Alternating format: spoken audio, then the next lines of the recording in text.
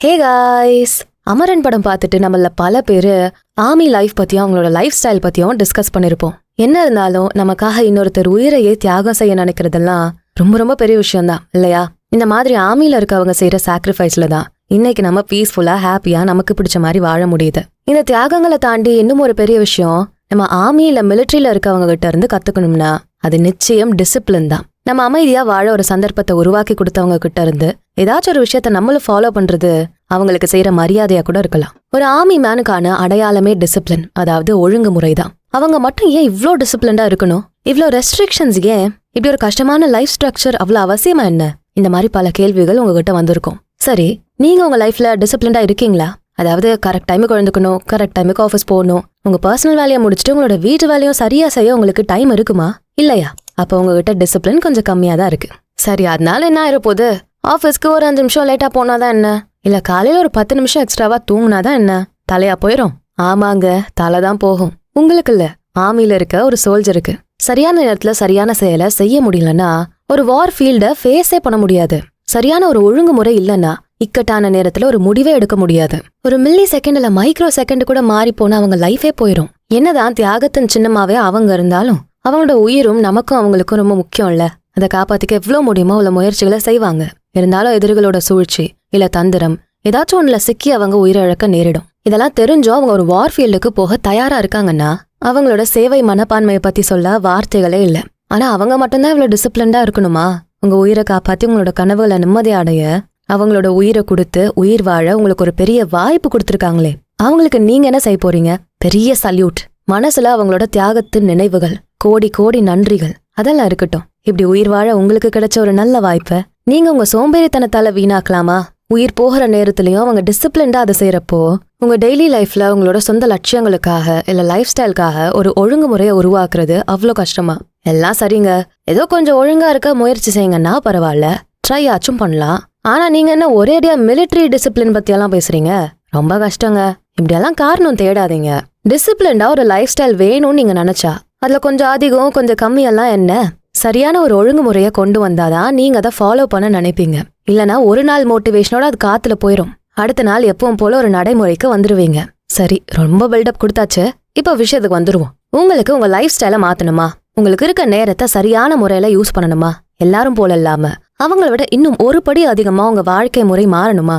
அப்ப நீங்க கண்டிப்பா இந்த மிலிட்டரி லைஃப் ஸ்டைல் பத்தியும் அவங்களோட ஒழுங்குமுறையை பத்தியும் தெரிஞ்சுக்கணும். உங்க டெய்லி லைஃப்ல இதை எப்படி பயன்படுத்தலாம், உங்ககிட்ட இருக்க எல்லா கெட்ட விஷயங்களையும் நல்லதா எப்படி மாத்தலான்னு தெரிஞ்சுக்கலாம். ஆனா ஏன் டிசிப்ளினை கடைபிடிக்கணும்னு ஒரு கேள்வியை கேட்டா அதுக்கான சரியான பதில் உங்களுக்கு கிடைச்ச இந்த வாழ்க்கை யாரோ ஒருத்தர் உயிர் தியாகம் செஞ்சு வந்தது.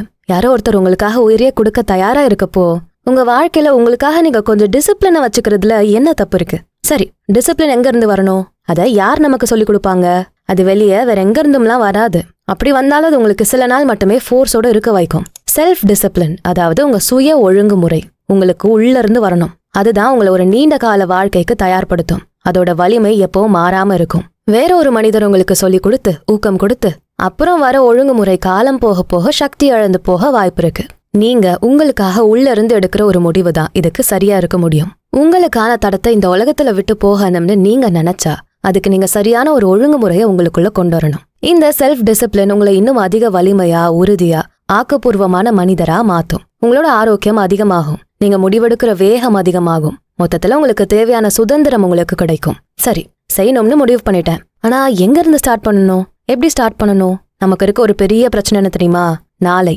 அதாவது எல்லாத்தையுமே நாளைக்கு பாத்துக்கலாம், நாளன்னைக்கு செஞ்சுக்கலாம், இன்னொரு நாள் பாத்துக்கலாம், டைம் கிடைச்சா பண்ணிப்போம். ஆனா அது எப்போ வரும் தெரியாது. கண்டிப்பா நாளைக்கு செஞ்சு முடிச்சிருவீங்களா? அதுவும் தெரியாது. சரி, இவ்ளோ கேக்குறீங்களே, இந்த மிலிட்டரி லைஃப் ஸ்டைல நீங்க உங்க டெய்லி லைஃப்ல எப்ப கொண்டு வர போறீங்க? அதுவும் தெரியாதுன்னு சொல்ல போறீங்களா? இல்ல, நீங்க இன்னைக்கு இருந்தே இந்த நிமிஷத்துலயே அதை ஸ்டார்ட் பண்ணணும். இன்னும் அதிகமான உறுதி வேணுமா? உங்களை நீங்க அடுத்த நிலைக்கு உயர்த்தணுமா? நீங்க புதுசா ஆரம்பிக்க போற பிசினஸ் நல்லா போகணுமா? அதுக்கேத்த மாதிரி உங்களை நீங்க மாத்திக்கணுமா? அப்ப நீங்க இன்னைக்கே தொடங்குறது தான் சிறந்தது. நீங்க இன்னைக்கு சிறப்பான மனிதரா மாறணுமா? இல்ல உங்களுக்கு இன்னைக்கு சிறப்பான விஷயங்கள் நடக்கணுமா? அப்ப நீங்க ஏன் நாளைக்கு வரைக்கும் வெயிட் பண்ணணும்? இப்பவே இன்னைக்கே ஆரம்பிங்க. என்னோட உடல் ஃபிட்டா இருந்தா எப்படி இருக்கும், நான் இன்னும் அதிக உறுதியோட செயல்பட முடிஞ்சா எப்படி இருக்கும்னு வெறும் கற்பனை மட்டுமே செஞ்சுட்டு இருக்காதீங்க. அதை செயல்படுத்த துவங்குங்க. அதுக்கான முதல் அடியை நீங்க தான் எடுத்து வைக்கணும். நான் சொல்ற வார்த்தைகள் உங்களை மாத்திர முடியாது. அதுக்கான உங்க முயற்சி தான் உங்களை முழுசா மாத்தும். உங்க செயல்களுக்கு தான் அந்த சக்தி இருக்கு. உங்க சூழ்நிலையை குற்றமே சொல்லாதீங்க. உங்களை நீங்களே மாத்தினா மட்டும்தான் நீங்க இன்னும் ஸ்ட்ராங்கா ஸ்மார்ட்டா இருக்க முடியும். முதல் விஷயம் உங்க மனசு. அதை நீங்க கட்டுப்படுத்த முடிஞ்சா மட்டுமே எதுவும் சாத்தியமாகும். உங்க மனசு சொல்ற எல்லாத்தையும் கேட்காதீங்க. நீங்க என்ன செய்யணும்னு உங்க மனசுக்கு நீங்க சொல்லிக் கொடுங்க. காலையில எப்படி சீக்கிரம் எழுந்துக்கணும். எப்படி தினமும் விடாம எக்ஸசைஸ் செய்ய முடியும்? டெய்லி செஞ்சா கண்டிப்பா முடியும். மனசு அலைப்பாய விடாம எப்படி கண்ட்ரோல்ல வச்சுக்கணும்? தெளிவா யோசிக்கணும். நீங்க உங்க மனசுகிட்ட கேட்காதீங்க, அதுக்கு கட்டளையே நீங்க சொல்லுங்க. கண்டிப்பா அது கேட்கும். உங்களுக்கு என்ன வேணுமோ, எதை செய்யணுமோ அதை வெறும் கட்டளைகளா சொல்லுங்க. அன்பா இல்ல, ஸ்ட்ரிக்டாவே சொல்லுங்க. 5 மணினா 5 மணிதான், ஆன் டாட். அதுல எந்த மாற்றமும் இருக்கக்கூடாது. உங்க மனசு நீங்க தான். அது உங்க உடல், மூளை, மனசு எல்லாமே நீங்க தானே. இந்த பதிவை உங்களை கேட்க வைக்கிறது உங்க மனசுதான். அதுல இருக்க விஷயத்த உங்களுக்கு புரிய வைக்கிறது உங்க மனசுதான். உடல், மூளை, உணர்ச்சி அப்படின்னு எல்லாமே உங்களை நீங்களே பிரிச்சு பார்க்க வேண்டாம். உங்க மனசுதான் நீங்க, உங்க மூளை தான் நீங்க, உங்க உணர்ச்சிகள் தான் நீங்க. உங்க பேரு, ஸ்டேட்டஸ், நீங்க இருக்க இடம் இதெல்லாம் உங்களுக்கான ஒரு அடையாளம் மட்டுமே. உங்களுக்கான டிசிப்ளினை உங்க மனசுல இருந்து கொண்டு வாங்க. அங்க இருந்து ஸ்டார்ட் பண்ணுங்க. அப்பதான் உங்களால எல்லாத்தையும் சரியா செய்ய முடியும். எப்பவும் வெளியிருந்து வர குரலை நம்பாதீங்க. உங்களை கோழை, ஏமாளி, முடியாதவன், சோம்பேறி இப்படி யார் என்ன பேர் வச்சு கூப்பிட்டாலும் அதை ஏத்துக்காதீங்க. நீங்க உறுதியானவங்க, தைரியமானவங்க, சுறுசுறுப்பான மனிதர். எதையும் செஞ்சு முடிக்கக்கூடிய ஆற்றல் உங்களுக்கு இருக்கு. ஒரு ஆர்மி ஹெட் இதை தான் அவரோட சோல்ஜர்ஸுக்கு வலியுறுத்துவாரு. தினமும் இதை திரும்ப திரும்ப சொல்ல வைப்பாரு. அதை ஏன் நீங்களும் உங்களுக்குள்ளேயே சொல்லிக்கணும். யாரும் உங்களுக்கு சொல்ல ட்ரைனிங் எல்லாம் தரமாட்டாங்க. நான் உறுதியானவன், செயல்களை உடனுக்குடனே செஞ்சு முடிக்கிற ஆற்றல் என்கிட்ட இருக்கு. இப்படியெல்லாம் உங்க மனசுக்கு நீங்க கட்டளைய சொல்லுங்க. அடுத்ததா ஸ்ட்ரெஸ். ஒரு மிலிட்ரியில இருக்கவங்களுக்கு அவங்களோட ட்ரைனிங் பீரியட்லயே பயங்கரமான ஸ்ட்ரெஸ்ஸை உருவாக்குவாங்க. அதுலதான் அவங்க பயிற்சியே செய்யணும். கடுமையான பயிற்சிகள் அவங்களுக்கு மன அழுத்தத்தை அதிகமாக்கும். அதிக மன அழுத்தத்துல உங்களால சரியா செயல்பட முடிஞ்சா நீங்க ஒரு பெரிய சோல்ஜருக்கான தகுதியை பெற முடியும். அழுத்தம் எப்போ கஷ்டமா ஆகும்? உங்க கண்ட்ரோல்ல மீறி ஒரு விஷயம் நடந்தா, நீங்க எதிர்பார்க்காத ஒண்ணு நடக்கிறப்போ. ஆனா உங்க மனசை நீங்க முழு கண்ட்ரோல்ல வைக்கிறப்போ நீங்க எந்த விதமான ஸ்ட்ரெஸ்ஸையும் தாங்கி அதுல இருந்து உங்க செயல்களை வெற்றிகரமா செய்ய முடியும். மனிதனுக்கு எப்பேற்பட்ட அழுத்தத்தையும் தாங்குற சக்தி இருக்கு. அதுக்கான வலிமை உங்க மனசுக்குள்ளே இருக்கும். அதை சரியா வெளிக்கொண்டு வரப்போ உங்களுக்கான சரியான பலனை அதுல இருந்து பெற முடியும். இதுதான் சர்வைவல் இன்ஸ்டிங்னு சொல்லுவாங்க.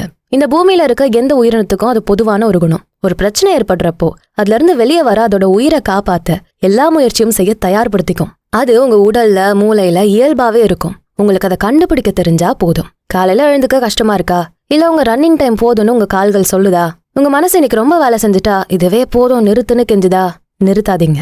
உங்க ஓட்டத்தை தடை செய்யாதீங்க. உங்க எல்லைகளை, உங்க லிமிட்ஸை ஒவ்வொரு நாளும் அதிகப்படுத்துங்க. ஒரு நாளைக்கு 5 மணி நேரம் படிச்சா போதும்னு உங்க மூளை சொல்லுதா, கேட்காதீங்க. 5 மணி நேரம் படிச்சா போதுமா? படிக்கிறதுக்கான நீட் அவ்வளோதானான்னு உங்களுக்கு தெரியும்ல, அதை கேளுங்க.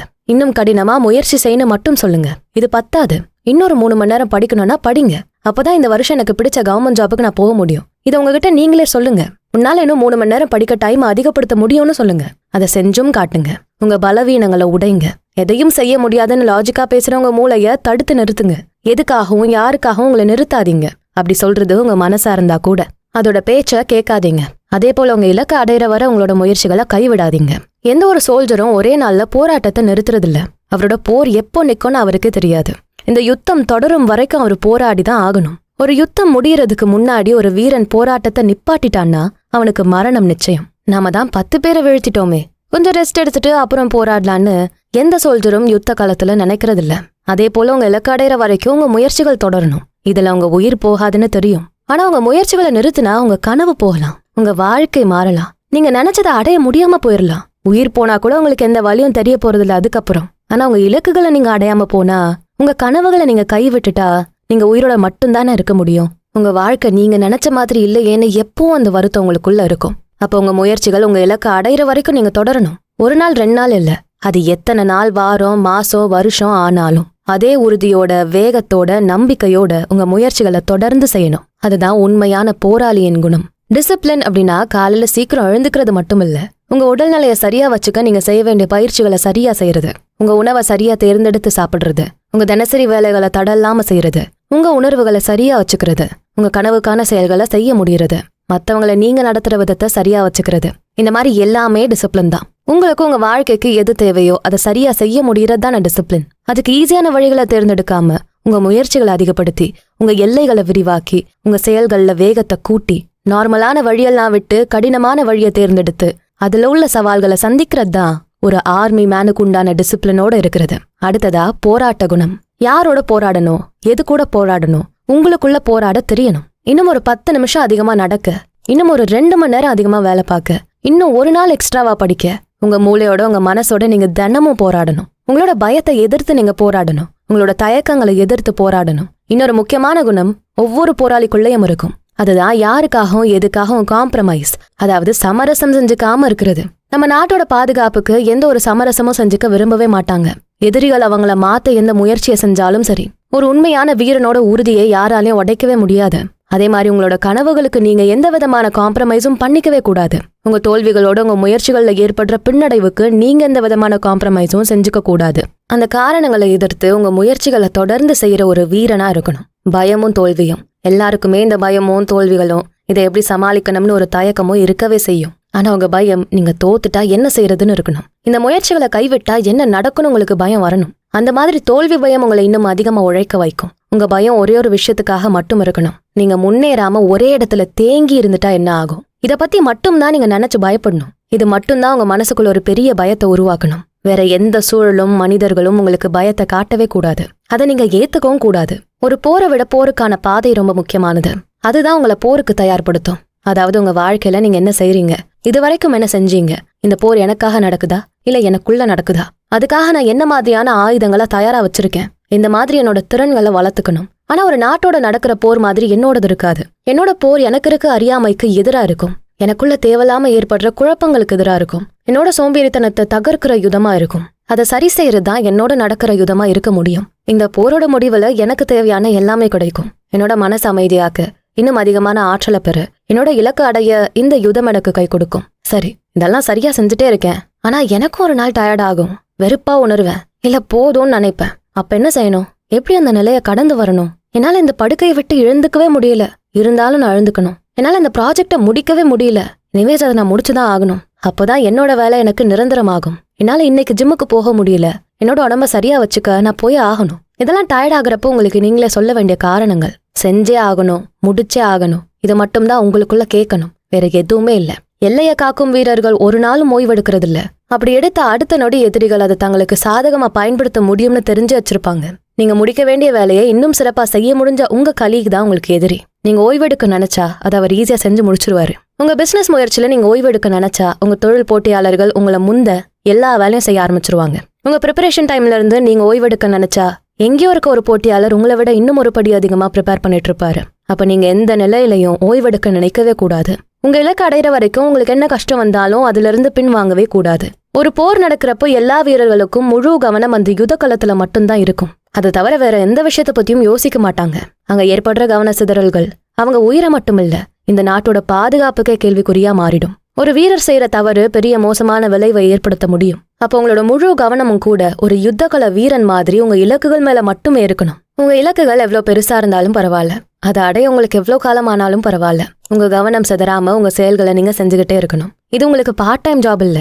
இங்க உங்களுக்கு வீக்கெண்டுக்கான நேரம் இருக்காது. திங்கக்கிழமை ஆரம்பிச்சு அடுத்த திங்கக்கிழமை வரைக்கும் நீங்க தொடர்ந்து செஞ்சுக்கிட்டே இருக்கணும். ஒவ்வொரு நாளும் ஒவ்வொரு வாரமும் முழு மனசோட ஆத்மார்த்தமா உங்க இலக்கு எதுனாலும் அதை நோக்கி உங்களை நகர்த்துக்கிட்டே இருக்கணும். சோர்வே இருக்கக்கூடாது, பயம் இருக்கவே கூடாது, தயக்கமெல்லாம் காணாம போகணும். சில மோசமான நாட்கள் கூட வரலாம், அதை கடந்து போய்கிட்டே இருக்கணும். இனிமே எதுவுமே உங்களை தடுத்து நிறுத்தக்கூடாது. உங்க ஓட்டத்தை தடுக்கவே கூடாது. நாளைக்கு பார்க்கலாம் நினைக்கவே கூடாது. இப்பவே இன்னைக்கே இந்த நொடியே செயல்படணும். இல்லனா போக போறது உயிர் இல்ல, அதை விட பெரிய உங்க கனவு, லட்சியம், முன்னேற்றம் இதெல்லாம் நீங்க இழக்கணுமா? இனிமே உங்க வாழ்க்கையில இல்ல, முடியாது, நடக்காது இந்த மாதிரியான வார்த்தைகள் வரவே கூடாது. சரியான நேரத்துக்கு காத்திருக்க தேவையில்லை. சரியான நேரத்தை நீங்க உருவாக்கணும். நான் என்னவாக நினைக்கிறேனோ அதுவாகவே நான் மாறுவேன். நான் எப்படி இருக்கணுமோ அப்படியே இருப்பேன். என் இலக்கை அடைந்த பிறகே ஓய்வெடுப்பேன். அப்பொழுதுதான் என்னுடைய செயல்களை நிறுத்துவேன். இந்த உறுதியை உங்களுக்குள்ள எப்பவும் கொண்டு வாங்க. நீங்க என்னவா மாற நினைக்கிறீங்களோ அதுவாக மாறுங்க. மேலும் இது போன்ற சிறந்த பதிவுக்கு நம்ம சேனலை தொடர்ந்து பாருங்க. இந்த வீடியோவை உங்க ஃப்ரெண்ட்ஸ் அண்ட் ஃபேமிலிக்கு ஷேர் பண்ணுங்க. நம்ம channels beyond ordinary and body and soul Tamil ரெண்டுத்துக்கும் சப்ஸ்கிரைப் பண்ணிட்டு பெல் ஐக்கானை அழுத்திருங்க. நான் உங்களை அடுத்த வீடியோல பார்க்குறேன். நன்றி.